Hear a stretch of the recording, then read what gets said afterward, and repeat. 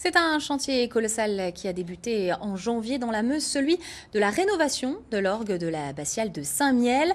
Entre 2000 et 3000 tuyaux ont été démontés, mais aussi la mécanique, les claviers, le tout pour enfin retrouver son son d'origine. L'orgue est aujourd'hui parmi les 10 plus beaux en France, un véritable bijou et un travail forcément d'orfèvre. Les détails avec Lodoïs Gravel et Frédéric Madier.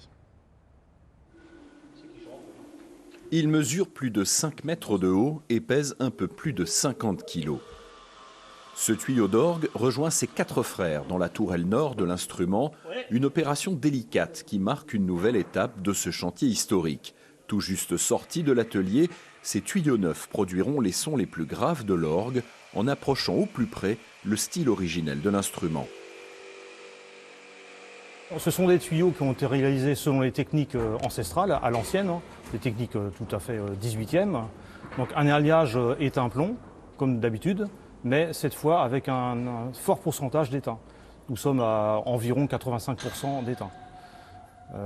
Selon des techniques anciennes, au niveau de l'épaisseur de métal, les dimensions, le diamètre, longueur, largeur de bouche, et j'en passe. Donc en copie en tout cas de la manière de faire fin 18e. Avant d'installer les tuyaux, les artisans qui les ont fabriqués soudent des renforts pour les accrocher. Un travail méticuleux qui nécessite un grand savoir-faire. Pour le facteur d'orgue, il s'agit aussi de préparer l'harmonisation, l'occasion d'entendre quelques vibrations. Si ces tuyaux ont déjà été financés, ce n'est pas le cas de tous pour cet instrument.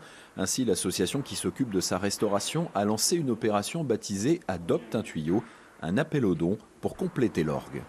Au niveau des contreparties, il y a tout d'abord la contrepartie fiscale. Un don par exemple de 100 € nous permettra d'avoir une déduction fiscale de 66 €. L'autre contrepartie, c'est l'inscription du nom du parrain sur un parchemin ou une plaque commémorative visible de tous les visiteurs pour la postérité. 2 tranches de travaux ont déjà été financées, mais il manque encore 200 000 € pour que l'instrument puisse être complètement achevé. Les premières notes sont attendues au printemps 2022.